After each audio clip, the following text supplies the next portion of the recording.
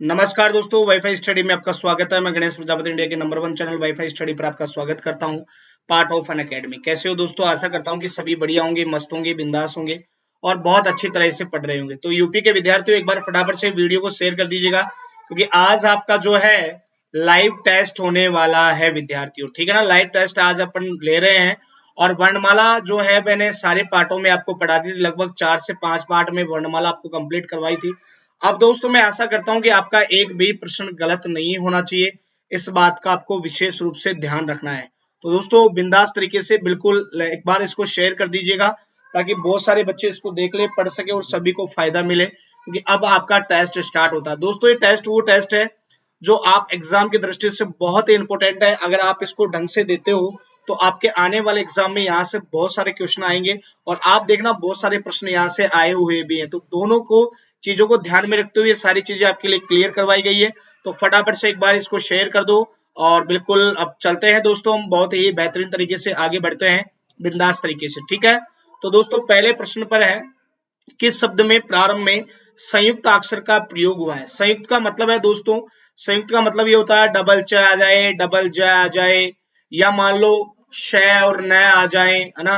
इसके साथ साथ मान लो दोनों लगातार कोई दो अक्षर आए, उसे संयुक्त अक्षर कहते हैं। तो बच्चों बताइए सही आंसर इसका क्या होगा? पहले ही प्रश्न का आंसर बता दीजिए, संयुक्त अक्षर का प्रयोग कहाँ हुआ है बच्चों? तो देखिए डबल जो है स्नान, यहाँ पर सही आंसर इसका होगा। क्या होगा दोस्तों? स्नान इसका सही आंसर होगा और B is right answer. B इसका सही आंसर माना जाएगा। स्नान इसका संयुक्त अक्षर, यहाँ पर इसका प्रयोग हुआ और किसी में भी संयुक्त अक्षर का प्रयोग नहीं हुआ है। शाबाश बच्चों, वेरी गुड, बहुत अच्छा, गजब भाई। आगे बढ़ते हैं बेहतरीन तरीके से। मूर्धन्य उसमें व्यंजन है, बताइए निम्न में से मूर्धन्य उसमें व्यंजन कौन सा है? श और है। तो सही आंसर यहाँ पर क्या होने वाला है बच्चों? बताइए सही आंसर यहाँ पर क्या होगा? मूर्धन्य उसमें व्यंजन कौन सा है? मूर्धन्य और उसमें मैंने आपको श वाली टेबल पढ़ाई थी। तो दोस्तों ये है, देखो श स और है, ये तो है ही है। इन्हें उसमें व्यंजन तो कहते ही है, मैंने पढ़ाया था। ये होता है दोस्तों तालव्य, ठीक है ना। ये होता है इसका मूर्धन्य और ये होता है इसका दोस्तों दंते। और इसको अपन कंठे में भी लेते हैं और इसको दोस्तों काकल्य स्वर भी इसे कहा जाता है। क्या कहते हैं इसको दोस्तों? काकल्य स्वर भी इसको कहते हैं। तो इसका B is right answer, B इसका सही आंसर माना जाएगा। शाबाश बच्चों, वेरी गुड, बहुत अच्छा और बहुत अच्छी तरह से आपने इसको दिया है। तो बहुत गजब तरीके, शाबाश, वेरी गुड। आगे बढ़ते हैं दोस्तों, अगला है तालव्य ध्वनियां है। दोस्तों फटाफट से इसका आंसर बता दीजिए, तालव्य कौन सी ध्वनियां है? ये तो मैंने आपको बहुत गजब तरीके से बताया था कि तालव्य ध्वनियां कौन सी है। मैंने आपको बताया कंठे होता है, एक तालव्य होता है, ठीक है ना, एक मूर्धन्य होता है, एक दंते होता है। फटाफट कमेंट करके बताइए कि कौन सी तालव्य ध्वनियां है। फटाफट से आंसर दीजिए। तो बच्चों च इज राइट आंसर, च इसका सही, क्योंकि च वर्ग जो है ये सारा ही आपका बच्चों तालव्य होता है। बोलो बंसी वाले की जय। शाबाश, वेरी गुड, बहुत अच्छा, शाबाश। अब आपको लग रहा है कि अगर हम ऐसे ही निरंतर पढ़ते रहे, बस एक ही कमी है कि आप ज्यादा से ज्यादा लाइक और बच्चों को शेयर नहीं करते हो बच्चों। अगर ये नहीं हुआ तो फिर मामला गड़बड़ है, क्योंकि भीड़ के बिना मजा नहीं आता। तो यहाँ पर च वर्ग आपका सही आंसर माना जाएगा। आगे चलते हैं दोस्तों, विजय उल्लास शब्द में कुल कितनी ध्वनियां हैं, कितनी मात्राओं का यहाँ पर प्रयोग हुआ है? ध्वनियों का मतलब है मात्राएं, एक दो, दो और दो चार, पांच, पांच और दो सात और एक आठ। अगर अपन देखिए विजय उल्लास में, तो पहले इसका संधि विच्छेद कर लेता हूं मैं, विजय प्लस उल्लास है। तो देखिए दोस्तों यहाँ पर एक हो गई, दो हो गई, दो और एक तीन, चार पांच, पांच और दो सात और एक आठ, आठ और तीन 11 ध्वनियों का यहाँ पर प्रयोग हुआ है। दोस्तों 11 ध्वनियां विजय उल्लास शब्द में होती है। ध्वनियां पूछी है तो इसमें भी तो दो ध्वनियां है, तो ध्वनियां आपको पूछी है तो 11 ध्वनियों का यहाँ पर प्रयोग हुआ है 11। इसका आंसर आपको यूट्यूब पे इसकी वीडियो विश्लेषण रूप से मैं आपको बता दूंगा कि कैसे इसमें 11 ध्वनियों का प्रयोग हुआ है। विजय उल्लास शब्द है, 2 और 1 3, 3 और 2 5, 5 एक 6, 6 और 2 8 और 1 9 और 1 10, 11 ध्वनियां यहाँ पर, 11 वर्ण यहाँ पर हुए हैं। वर्ण कुल ध्वनियां मतलब वर्ण पूछा है, तो आप 2 से मिलकर बना हुआ है ना, तो यहाँ 2 काउंट होगा। ये विजय उल्लास, विजय प्लस उल्लास, तो उल्लास उ और आ, फिर ऐसे इसको तोड़ेंगे अपन, वी को व ई, ऐसे वी, फिर इसका होगा जय जय, ऐसे तोड़ेंगे बच्चों ना, समझ गए ना। तो 2 और 2 4, फिर 4 2 6, 6 और 1 7, 7 और 2 9, 9 और 1 10 और 1 11, 11 ध्वनियों का यहाँ पर प्रयोग हुआ। ऐसे तोड़ेंगे दोस्तों, जैसे आ है ना, तो ए को ऐसे गिनते हैं, आ को ए प्लस ए बराबर आ, तो ये 2 हो गई इसमें ध्वनियां हमें, ठीक है ना। तो टोटल यहाँ पर 11 का प्रयोग माना जाता है।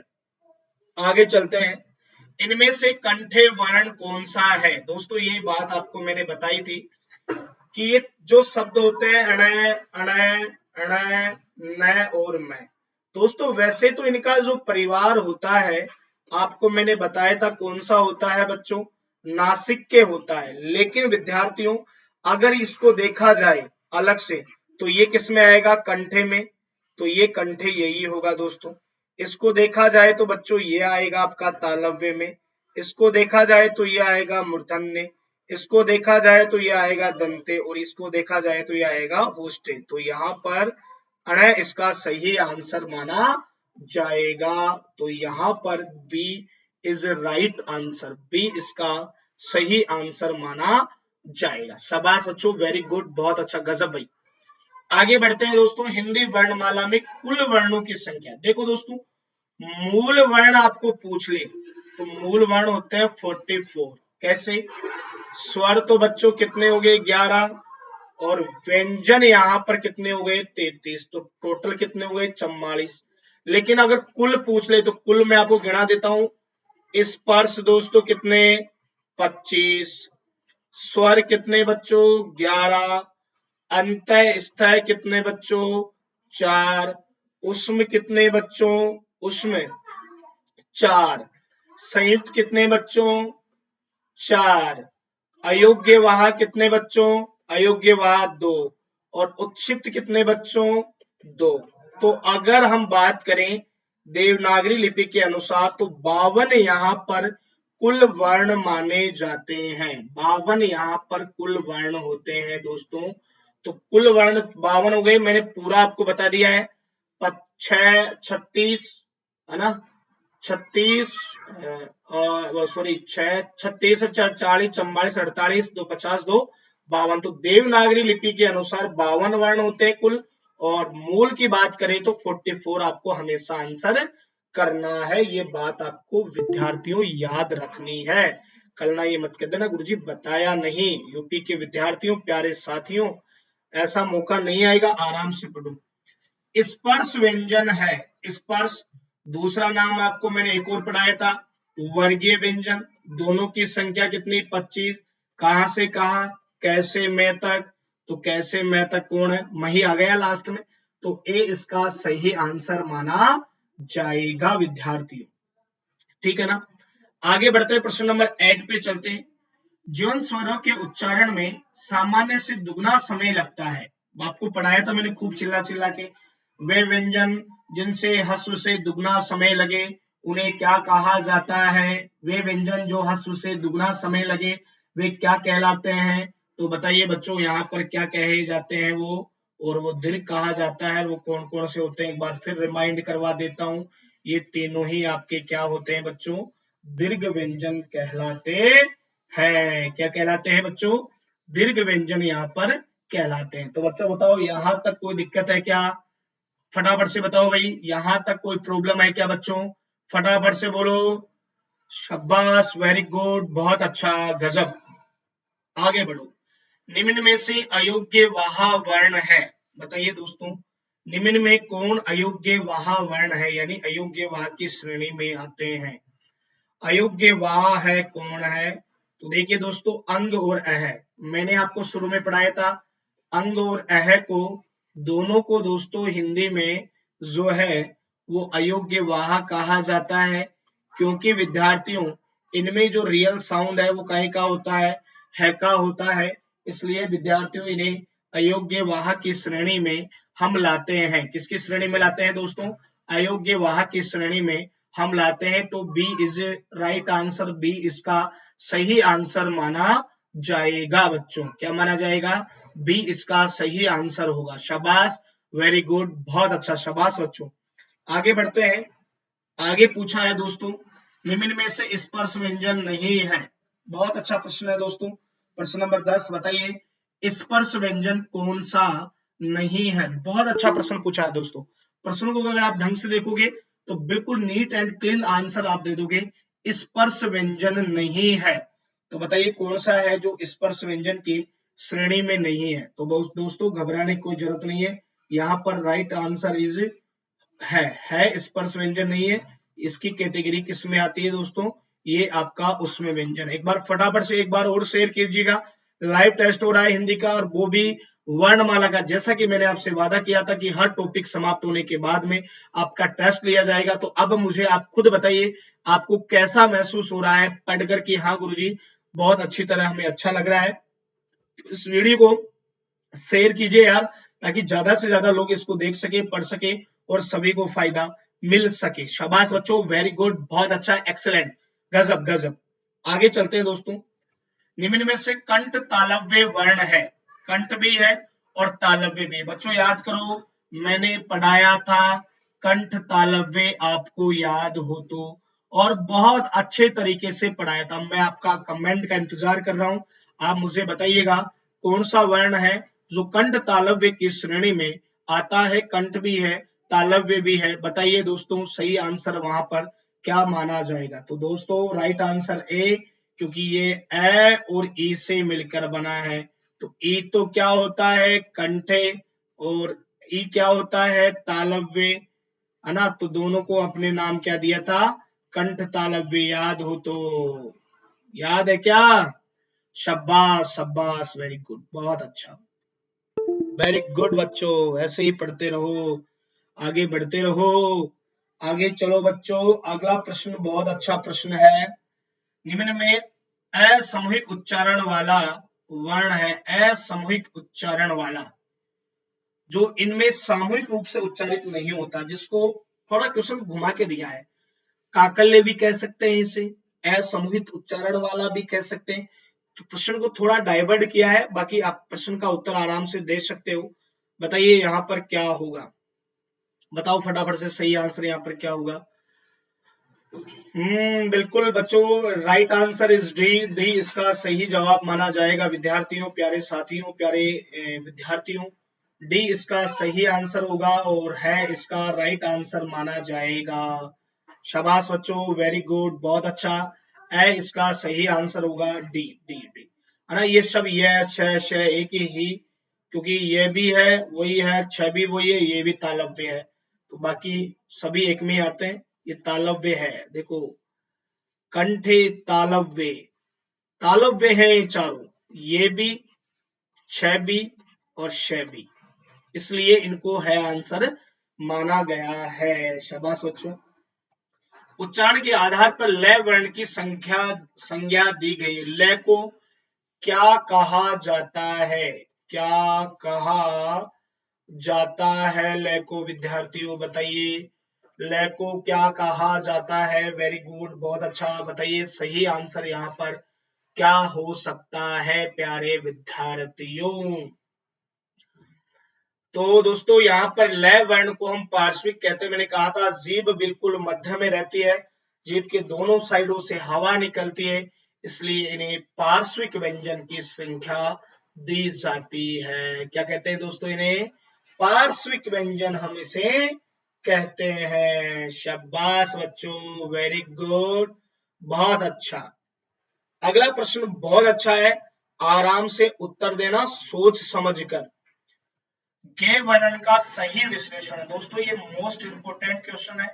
और ये एग्जाम में बहुत इंपॉर्टेंट तरीके से आता है। ऐसे प्रश्न आपको कहीं नहीं मिलेंगे दोस्तों। अब आप तो क्या है कि बस आपका वही है ना कि आप चीजों को समझ नहीं पा रहे हो। भाई शेयर करो यार, जितना ज्यादा शेयर करोगे उतना ही मजा आएगा। बहुत अच्छा पढ़ाऊंगा, मैं कह रहा हूँ, आपसे वादा कर रहा हूँ।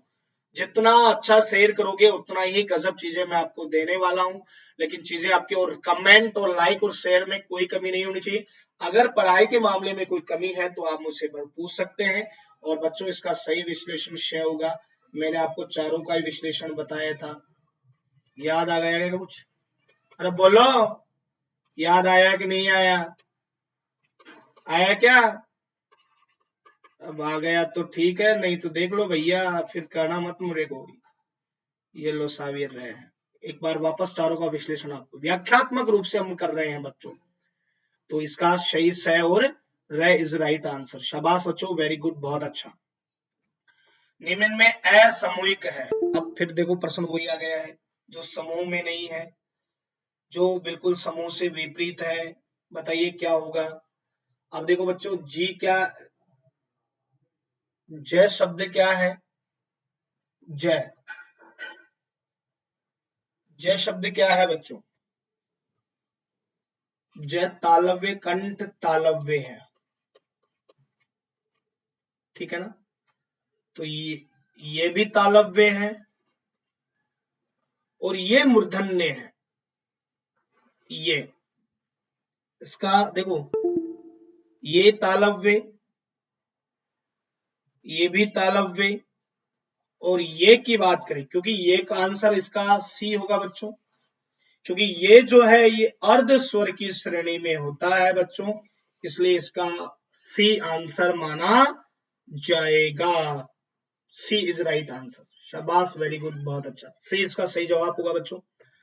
निम्न में से किस वर्ग के उच्चारण में जीभ एक तरफ लुढ़क जाती है? यानी वह वर्ण जिसको जीभ लुढ़कती हुई आती है, यानी लुढ़कता हुआ जो नीचे आता है, बताइए वो क्या होगा?